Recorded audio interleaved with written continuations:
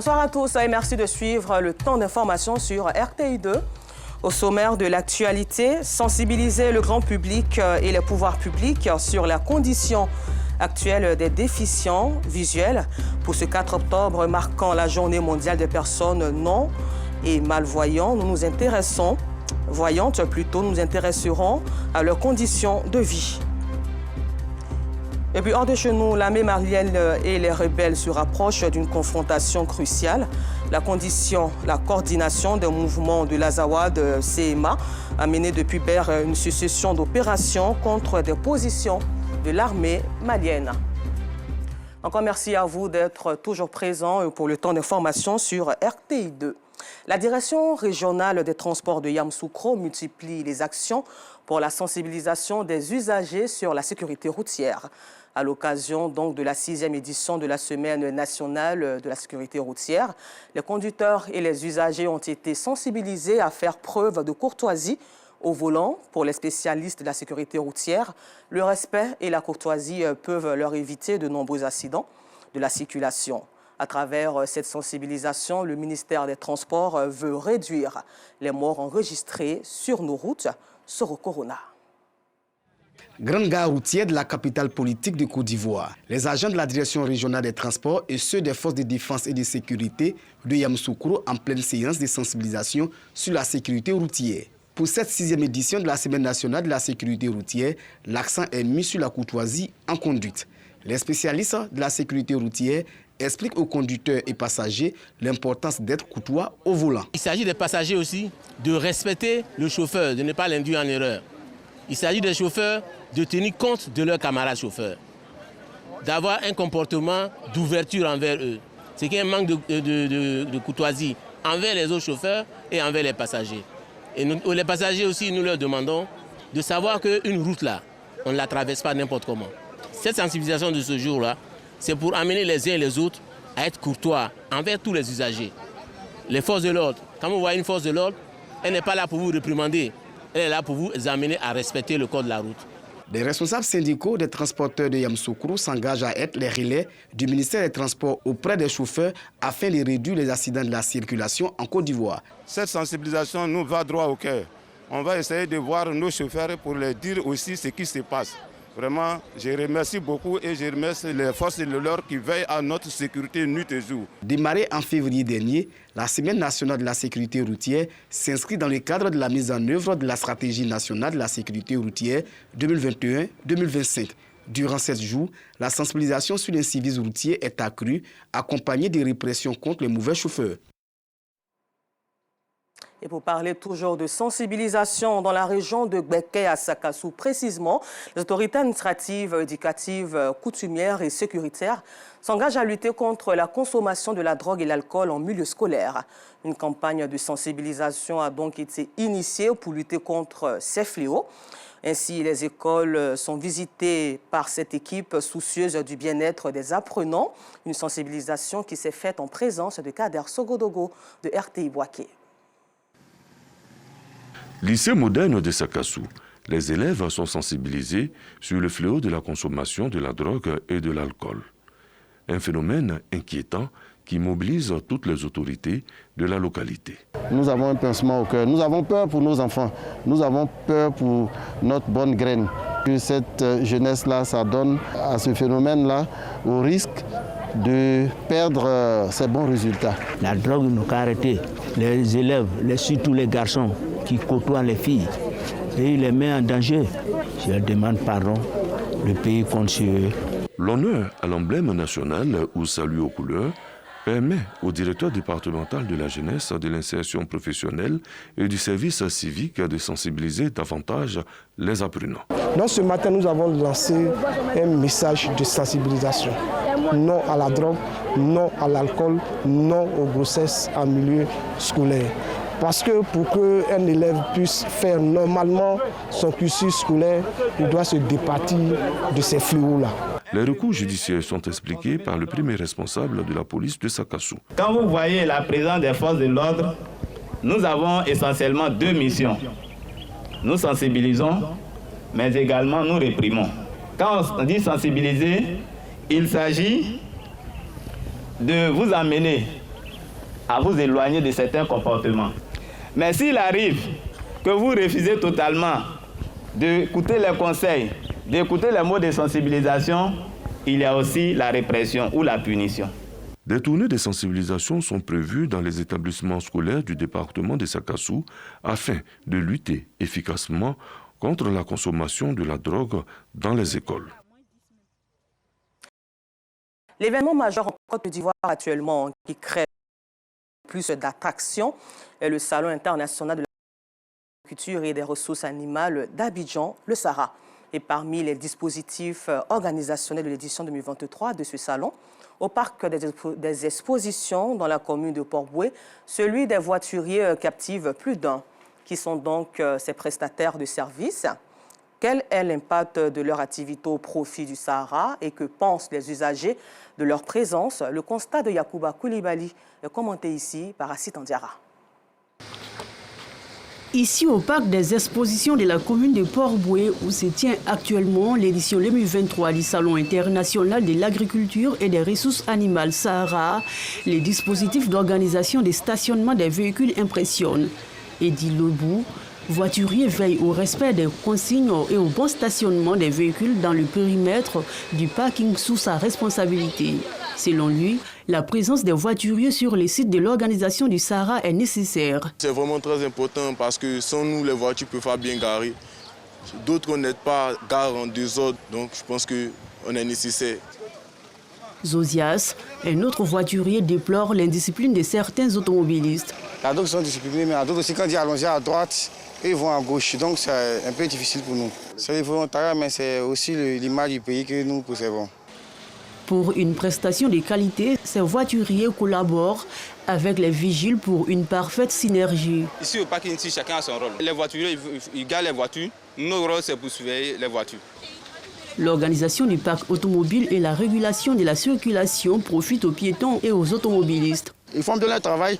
Non seulement ils font garer les véhicules pour qu'on puisse traverser tranquillement pour aller dans les parcs pour pouvoir s'amuser un peu avec les enfants. J'ai apprécié la rigueur avec laquelle les gens travaillent. Parce que moi-même, je suis venu, je voulais user de ma position mais dans la gentillesse, on m'a indiqué la voie à suivre. Et ce que j'ai suivi, je ne regrette pas.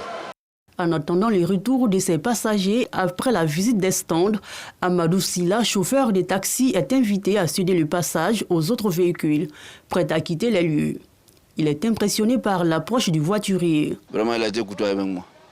Parce qu'il est venu gentiment et saluer d'abord.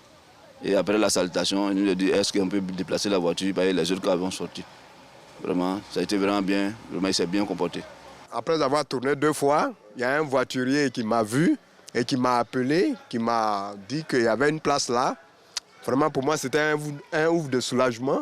Voilà, ce qu'ils font est très bien. Parce que sans eux, je crois que tout serait arrêté au niveau de ce parking-là. Donc vraiment, je les encourage. Et j'encourage aussi ceux qui les ont mis là pour faire ce travail-là. Parmi les dispositifs organisationnels de l'édition 2023 du Salon international de l'agriculture et des ressources animales Sahara au parc des expositions de la commune de Port-Bouët, la prestation des voituriers captive plus d'un, ce qui impacte positivement l'organisation du Sahara. Nous vous l'annoncions en titre, les personnes non et malvoyantes rencontrent d'énormes difficultés au quotidien. La plupart d'entre elles qui ont perdu la vue suite à un accident n'arrivent toujours pas à se resocialiser. Parmi elles, certains élèves abandonnent même leurs études et restent livrés à eux-mêmes. D'autres travailleurs essaient de se rééduquer pour reprendre le cours de la vie avec assez de difficultés. À l'occasion donc de la Journée mondiale des personnes non et malvoyantes, célébrée ce 4 octobre, nos reporters Clarisse Kanyala et Clément Boko ont fait une incursion dans leur univers pour voir leurs difficultés à l'Institut des aveugles de Yopougon et au domicile de certains à Cocody. Adélise a perdu la vue depuis ses 9 mois. Issue d'une famille vulnérable, la jeune fille n'a débuté l'école qu'à l'âge de 9 ans. J'ai vécu comme ça jusqu'à ce qu'on parle à ma maman d'une école où les aveugles peuvent étudier. Et c'est comme ça qu'elle m'a inscrite. et je suis partie à l'école. Vraiment, dans les débuts, ce n'était pas trop facile parce que je n'arrivais pas à m'adapter à l'environnement de là-bas. Et puis, par la grâce de Dieu, ça a commencé à aller. Il n'a jamais été dernier de la classe. Il a été toujours premier ou bien premier ex aequo. Mais c'est à défaut de moyens que j'ai arrêté les cours en 2008. Bien qu'ayant la volonté de poursuivre ses études à l'Institut des aveugles, Adélise a dû tout arrêter. Cela fait 15 ans maintenant que la jeune fille est livrée à elle-même, s'adonnant à toutes sortes de travaux ménagers. Elle a cependant un rêve. Mon rêve, c'est de continuer les études comme les autres et puis travailler dans la société, être quelqu'un de grand. Parce qu'aujourd'hui, les personnes aveugles ont leur place dans la société. C'est ma première fille. Quand je vois ses promotions avec ceux qui elle est née la même date qu'elle est née avec ses camarades, quand je les vois et puis je la vois, c'est pas facile. Je souhaiterais que, en tout cas, ma fille soit comme les autres enfants. Elle est comme ça, en tout cas, elle fait beaucoup de choses pour moi. Elle fait la vaisselle, elle fait le ménage, elle sait laver ses vêtements, elle est propre, elle se traite seule. Même une fois, son papa dit elle n'a qu'à préparer le riz, elle a préparé. Et puis c'était bien. En Côte d'Ivoire, selon l'Organisation mondiale de la santé OMS, les non-voyants et les malvoyants sont estimés à plus de 3 millions. Et plusieurs sont comme Adélise, en situation de précarité, parfois marginalisés par leur famille ou par la société. Pour donner une seconde chance à ces personnes vulnérables, l'ONG La Voix des Doigts s'est engagée à leur offrir une formation. Parmi eux, Ami, âgée de 32 ans. J'étais assistante de direction dans une microfinance de la place quand j'ai commencé à avoir des problèmes d'yeux. Et suite à des traitements infructueux, malheureusement, la vue a baissé jusqu'à ce que je perde complètement la vue. Malgré les traitements, la vue n'est pas revenue. Donc du coup, au lieu de rester à la maison, à me morfondre, à pleurer, d'essayer de prendre sur moi et de venir à l'institut pour avoir une autre chance de pouvoir vivre. En pleine réunion pour régler les derniers détails liés à leur rentrée scolaire, prévue lundi prochain, ils égrènent leurs difficultés. Ici à l'ONG Voix des Doigts, on a en charge des auditeurs conformes en braille et en informatique et en mobilité. Donc à ce sujet-là, on a beaucoup de difficultés parce que le matériel pour le non-voyant coûte très cher. Et en braille, on a les tablettes, les poinçons et les feuilles braille, qui, si on les avait, pouvaient être distribués gratuitement aux auditeurs pour les permettre d'apprendre plus rapidement et dans la quiétude.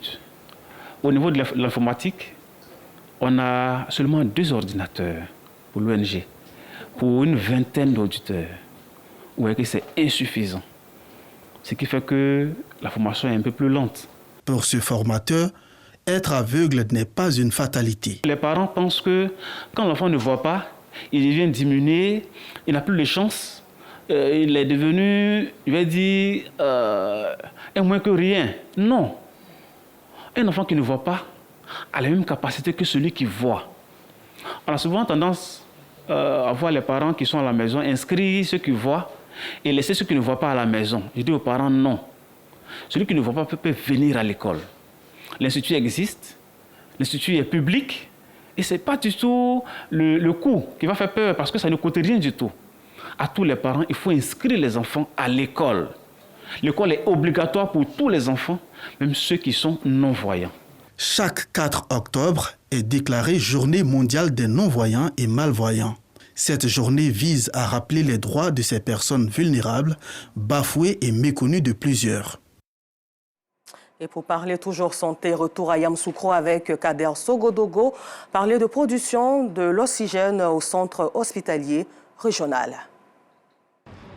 La production de l'oxygène en milieu hospitalier, notamment au centre hospitalier régional CHR de Yamoussoukro, est désormais une réalité.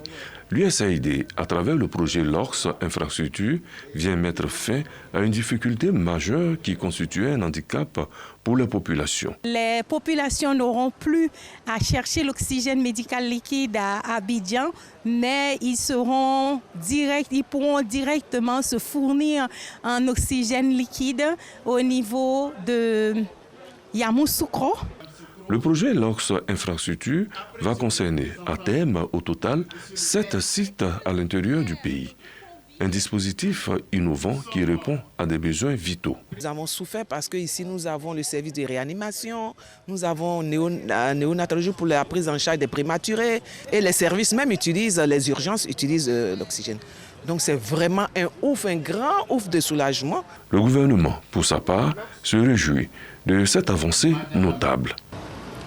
Le projet LORCS Infrastructure découle donc de la conviction profonde de son Excellence, Monsieur le Président de la République, son Excellence Monsieur Alassane Ouattara, qu'aucun patient ne devrait souffrir en raison du manque d'oxygène médical.